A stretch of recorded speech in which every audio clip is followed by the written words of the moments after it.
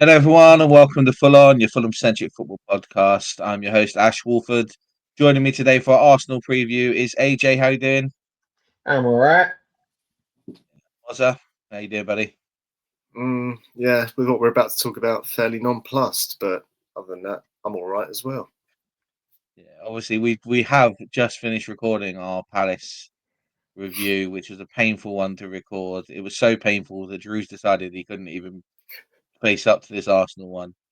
So Coward, we'll have you to do coward, that. Drew. We'll have to do this one amongst us three.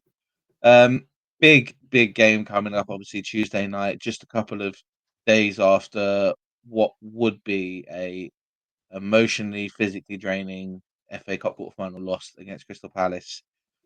We now go in to play against Arsenal, who are arguably, one of the most informed teams in the league, who haven't played a game of football in 22 days. It's That reminds me of it's Saturday. yeah, it's slightly concerning going into it, but we'll look at the positives. Yeah, we'll talk about the game. Yeah, look, I guess we'll stay humble, eh? yeah. We'll stay humble Trust the and process. we'll trust the process. Yeah, we know we're shit. We don't worry about the fact we're shit. We're Fulham, and we're here to make Arsenal's lives a misery for no fucking reason. So that's what we do, and that's what we'll keep doing. Look, we go into this game on Tuesday. Obviously, looking at Fulham squad wise, um, we're none too wiser about where we lie with the squad after the game on Saturday. Marco Silva's press conference that he held today didn't really talk too much about any fresh injuries. Did, however, have to come out and feel like he was defending a few players. We spoke about that obviously in our Palace review. Certain players whose confidences would have taken an awful lot of hit on Saturday, and that may well come into play in the game on Tuesday night against Arsenal, who, as I say, haven't played a game in 22 days and have got a few players back from injury, which is going to give them an even extra boost and another big boost. And they are pushing to try somehow catch up with Liverpool. I don't think it's going to happen, unfortunately, for any Arsenal fan who may be catching this as a stray, because we know you like to watch Fulham content in case we mention Hale End. And then, we go into this game knowing that, we frustrated Arsenal the last couple of times we've been to the Emirates, and we have got a couple of good results against them away. But it's how realistically do we see that happening on Tuesday night? AJ, squad wise, we just don't really know exactly what we're going to see. There was a lot of concerns coming out of the game on Saturday, how we ended and how a lot of players looked even when they started the game. What are we going to do in any way to even shape up against this Arsenal team and not get completely bent over after what was a terrible game on Saturday against Palace? We'll play a back five. We'll play ESR and Andreas Pereira, and we'll play probably Berge in midfield. Probably drop Lukic, which I think is probably the wrong idea. And we'll probably go into the game trying not to lose based on Saturday's result, which will be very un-Marco-like. But I think nicking any points off of Arsenal is you will need to bolster some level of confidence going into the next run of fixtures. Because I think if we lose this one, and if we lose this one badly right after Saturday, we could be in for our regular season slump, which is not something we want 4 points off of Champions League places. Let's be real, we're not getting Champions League football, but now's as good a time as any to close that gap and secure secure a European place. We win, whoever else loses, whatever. We're 1 point off of off of Champions League spots. We go into a run of fixtures where we could potentially pick up a couple more points. We finish comfortably 6th, 7th. That's best case scenario. The reality of the situation is if we get absolutely slumped in this game, we will go 4-5 games without a win. Probably not necessarily all losses, but we'll go 4-5 games without a win, and that will put us 9th, 10th. Yeah, it's a difficult one, especially when you look at, we are still reeling after the game on Saturday. And when I say we, I mean us three, not necessarily, Fulham as a team, but they will be, and it will be a natural reaction after what was a quite an embarrassing game on Saturday. We have to be worried, right? Because April's a really hard month for Fulham if you're going into this in a negative point mindset. We've tried to stay super positive this season because we've had a season that's deserved to be positive. But when you look at our next 4 games, right, when you consider that we have obviously got Arsenal, which is what we're talking about now, Liverpool at home on Sunday. You don't really want to be playing Liverpool at the moment if you're struggling for any form of confidence. Bournemouth away, who have been outstanding this season, and who arguably we probably are fighting for a Europa League place for. Realistically, they are probably that team. That's a massive game. Again, do you really want to go into that game after absolutely dumping out of the FA Cup and then taking some confidence, like draining losses against Arsenal and Liverpool? You probably don't. And then arguably one of the biggest games left of the season on the 20th against Chelsea at home, which yet again you don't want to go into on a string of games. That Mozza, we're trying to be positive, right? We know we're trying to fight for this European space. We really want this European space, and we're trying to put Saturday behind us. Can we do it? Is there a realistic chance that we can actually do that? Well, it comes down to what are the expectations now. I think we might have said before it could be a major concern if we are in Europe, because I don't think we've got the a capable squad or a big enough squad to deal with that pressure. But I mean, well, look, why not? What else have we got to lose? We're not being relegated this season. Looking at the Premier League table in front of me now, we're in 8th place, and Aston Villa are below us, which is surprising when you would have looked at it a few months ago.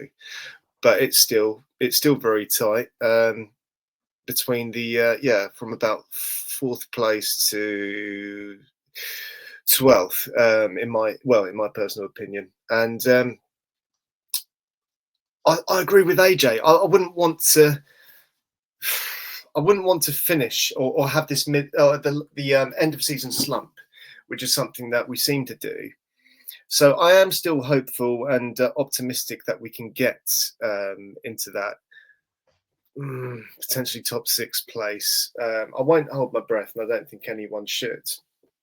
But looking at these next fixtures, I'm not hopeful, but it would be in typical Fulham fashion to beat Arsenal away, to beat Fulham at the Cottage, lose to Bournemouth, lose to Chelsea at home, probably lose to Southampton away as well. I won't go through the rest, but last game of the season is Man City at home. So given their form this season, we could do it. Who knows? But you just can't tell. What I don't want us to do is finish any lower than we did last season, or even finish in the bottom half of the table. I just don't know right now what our priority should be as fans, as a club, off the back of the game with Palace in the cup. I really don't know. Ultimately, is the answer to your question. What do you boys think? I'll throw it back to you. I'll be honest, and I will say I feel like we have to get Europe this season. As much as we were all really upset and we were all really frustrated with the way Marco Silva dealt with the game on Saturday against Palace, all of us who are on this podcast, Drew, who's not here, but I know I can talk for him when I say this, we all know that Marco's the reason why we were even there in the first place, right? He is literally the linchpin of the squad, and he's been the main reason why we have gone from the yo-yo team that we were to a team that are even thinking about sitting here going that we should be getting Europe, and that's on him, and we should thank him for that. But if we don't get Europe this season, I don't think we have Marco Silva at the beginning of next season. I think there's too many big clubs that will be looking for changes this year, including some within the Premier League. And because of that, I imagine that Marco Silva is going to be a hot prospect for people to come in to get for. Europe. The difference between Europe and no Europe could be, for me, will be the difference between Marco staying and Marco not staying. The squad issue, I don't think is that much of an issue if we're talking about Europa League and stuff like that, because we'll have a summer for recruitment and we can sort of fix that. My biggest concern is there's so many plates up in the air at the moment at Fulham. If we fail to get Europe this summer, could be messy. We've got 6 players out of contract at the end of the season who are all sort of seem to be holding off on signing that new contract. We know, although we do know that Adama and Jimenez, who are 2 of those 6, we have options for another year on. But 4 of those players, it's a concern that they may well run out of contract, and we may have another year of no Europe, and that may push them to go there. So not getting Europe could be really messy for us this summer. As much as we look at it and we go that we haven't got Europe now, and it worries me. I don't know if you feel the same, AJ. I think we need Europe, but I think for different reasons. I don't think we lose Marco in the summer, regardless of whether or not we retain Europe or otherwise. What I think does happen, though, is we have a lot less pulling power into replenishing a squad that has got a lot of expiring contracts. And I think we end up either renewing contracts or replacing players with significantly similar players, which then results in us having a season next season where we're again adjusting to different players and once again probably fighting for a mid-table position. And we can't continue to ride our luck like that, because what we will find is the shining stars amongst the squad, the Robinsons, the Bassies, even even the Munezes of the squad will find their way either up the league or elsewhere, playing international, playing for European clubs, be it Ajax or whatever, or Galatasaray or whoever it may be. They'll find themselves worthy of a place in European teams, which then leaves us scraping the barrel for replacements, which we've seen we're not particularly good at, as emphasised by the replacements that we had in line for Mitrovic, and arguably also for Paulinho. We did very well in that Sander Berge has been an excellent purchase, but he wasn't our main target for a Paulinho replacement. He was one we fell into once things strung out with Manchester United, and we managed to pinch that signing away from them. So I think we need European football for the same reasons as Aston Villa got Champions League. They might not retain their Champions League places the same way Newcastle didn't retain their Champions League place, but that pulling power of being able to get additional squad players that are extremely talented through the door, as well as retaining our high profile talent, is what changes us from mid-table mediocrity and relegation in 3-4 years time, or relegation fights in 3-4 years time, to we can challenge for European football regularly now, and we can actually look at competing with the big boys, which is what Newcastle and Villa have done. That influx of cash, that influx of reputation, that's what we need European football for, not for keeping Marco on the wage bill. Frankly, I think if we can secure European football with Marco and he chooses to leave, we're still in a better position one way or the other, because we will have the pulling power to again look for a high profile manager that wants to compete in Europe. So I think with that in mind, we should probably talk about Arsenal at some point. Yeah, look, it is a sliding doors moment this summer, I think, for sure. As we sort of go into it, look, Arsenal were an impressive football club, right? They are a team that have a squad that we would all be jealous of. They have a midfield that costs more than our whole entire squad. Yes. You know, yes, they bottle an awful lot. We were sitting there frustrating because we bottled the quarter final of an FA Cup.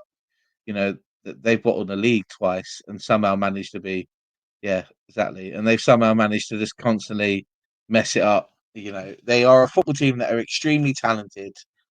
They are extremely talented, but they've been extremely talented for 4 or 5 years now under Mikel Arteta, and we've managed to have a pretty impressive record against them over the last couple of years. You know, and we should take confidence in that. We should take confidence in that. You know, if they could stop selling us absolute duds, that'd be great. But you know, we should take confidence in what we have there. Look, we look at this Arsenal squad coming into this game now. They're going to be buoyed by the fact that Saka's back. Who, as much as anyone personally thinks of him, he's one of my favourite players when he plays for England because he can play with a lot of freedom, and they love him at Arsenal as much as he's injury prone. As much as everyone jokes about the fact that you can always tell when he's had a bad game because he walks off limping and all of that stuff. We'll forget that. Like, he's a really good player, and he is what he is. You know, they have a very, very impressive squad, and we need to be wary of that. AJ, you know, we'll finish how we always finish these in a minute when we talk about players to watch and stuff like that. Mikel Arteta has done a great job with Arsenal, as much as people may not want to talk about that.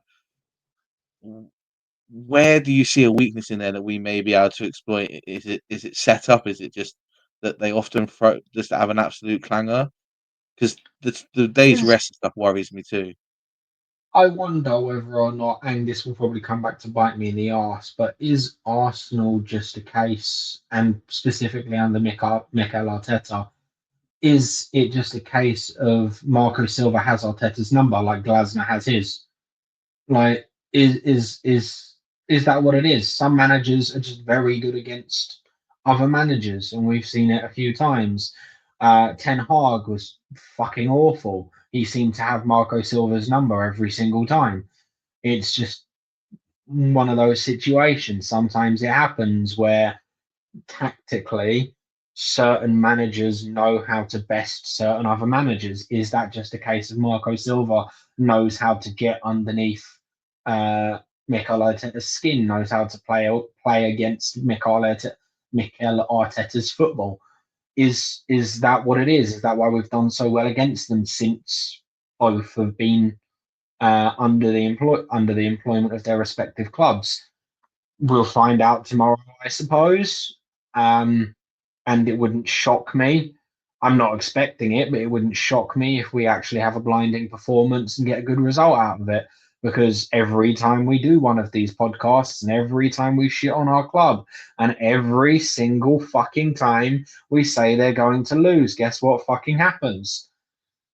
Yeah. Look, we all know, and you know, people often joke about what the life of a Fulham fan, and we're not going to use the name of another Fulham podcast, but it is very true in what life is. Every time we get overly confident, they shit on us, and every time we are overly negative, they pull out results out of nowhere. And if there's going to be any tonic for the result on Saturday against Palace, it's going to be a result in any form against Arsenal. And if we don't see all I really care about going into this game, I don't really care about the result. I'm not expecting anything against Arsenal at the Emirates. I'm maybe more expecting something from the game against Liverpool at home on Sunday because it's at home and we should be looking to perform at home. What I'm expecting is a reaction to the performance on Saturday from everyone, not just the players, from Marco as well, because I feel like they all let us down on the weekend. But I also want to see effort levels that we haven't seen in a little while, because there was an awful lot of bowed heads and an awful lot of, you know, we were beat well before the end of that game on Saturday, and I don't like seeing that. And we need to see, you know, fight. There needs to be some grit back in this team. So this, even if we lose against Arsenal, which we probably all are expecting, I at least want to see a little bit of fight and a little bit of chutzpah, as they would say. We need something to show that there is a reaction from Saturday. Maybe Arsenal's not the game you want to play when you're trying to react. We all know that, but there needs to be something, and I think we can all agree that you know there just needs to be just a little twinkle of we haven't given up and we are fighting for these European spots that we're also desperate to get because I want to go to Moldova on a Thursday night next year. Who doesn't? It's one of those things. But we'll finish this pod how we always finish these pods in preview games where I'm not going to ask for a scoreline prediction in this one, lads, because I know that we're all still really hurting after Saturday, and none of us are going to be positive, so we're not even going to bother. But I do want to do what we usually do, where we give a player to watch on both teams, and what we should expect from that. Mozza, I'll start with you, mate. Player from both teams to watch out for, and what you really hope might actually come from the game. I agree with what you just said. I just want to see some fights. If we're not giving scoreline predictions, I won't say what I said off camera started because it's fairly dismal. But I'm going to be so obvious as well. Bukayo Saka, I think if he starts and if he plays, he's going to be the one to watch for Arsenal. And is it far too obvious to say Emile Smith-Rowe for us if he starts? So those are my picks. Discuss. Emile Smith-Rowe is an interesting one because obviously Marco's had to come out and defend him in a press conference today and about the way that he's definitely got an awful lot of the Fulham fan base online talking about his value and what we pay for him and the output. And we spoke about it ourselves, and I'm not going to keep going over it because it's boring to keep going over it for everyone listening. But, these are the type of games where you want a reaction from a player.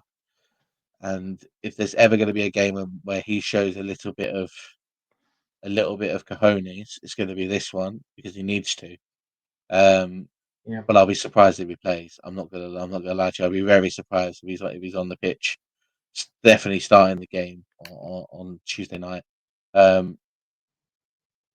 It's a weird one, right? It's the first time he's gone back to the Emirates as a player, so it's a bit of an odd one. It may be an inspired choice, Mozza. We'll find out. You never know. AJ, what about yourself, mate? Player to watch from both teams, please. I'm not going to say Emile Smith-Rowe. The bloke's got more names than goal contributions. I don't think he's one to watch. I will say that David Raya is one to watch. He hates playing us for obvious reasons, and we seem to get the better of him every single time we play him. Again, curse words. He'll have a stellar performance and absolutely brick wall us now. But I expect David Raya to be one to watch, just because, as I said, he doesn't like us very much. Fulham players to watch. I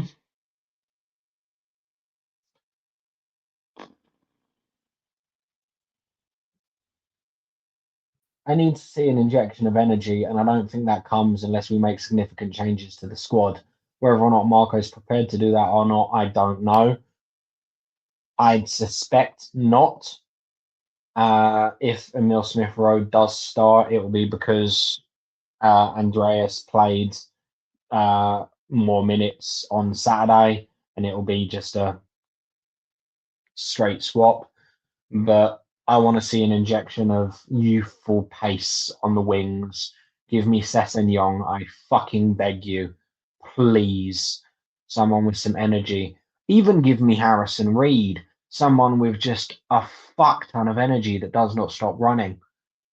Like, if we lose the game 3-0, but every fucking minute of the game we have been attacking, trying to get the ball, trying to score goals, I will fucking take it.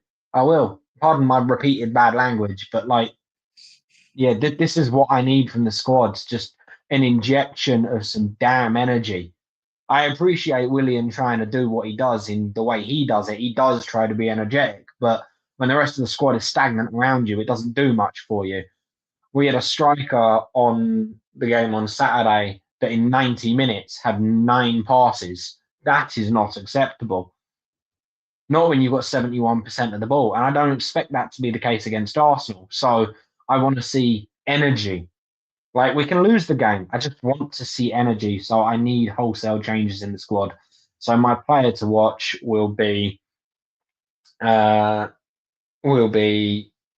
Sessegnon whenever he makes an appearance.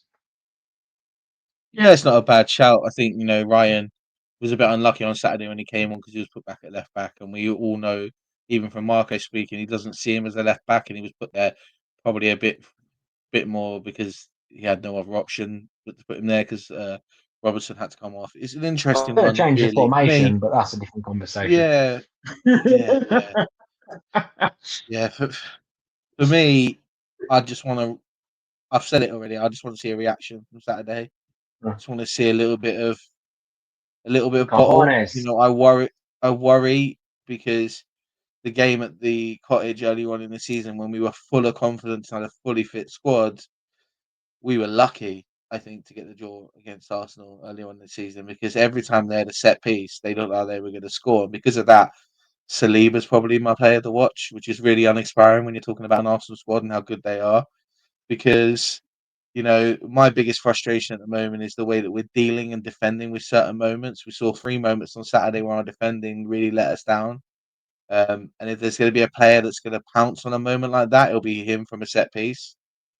Because of that, and saying that, and talking about Arsenal old boys and players who need to have reaction, I want to see something from Leno on Tuesday night. I wasn't disappointed with him. None of the goals he conceded on Saturday were his fault. But when you're the goalkeeper, you're meant to be in charge of that defence a little bit. And there wasn't much for the 3 of the goals we conceded. As good as Palace are in counter-attacking, it worries me that Arsenal are better at that. So we'll see that. If not him, for me, I want to see a reaction from whoever's playing on that left wing. Whoever gets that starting lineup on that start on the left wing. If it's Alex Iwobi, I hope he's done nothing but sleep since Saturday afternoon because he was dead after 2 minutes. Another ex-Arsenal player. And it's one of those things, right, where for me, probably the most important Fulham thing to play, the person to watch, is Marco Silva, because we openly said that we think he got almost everything wrong on Saturday.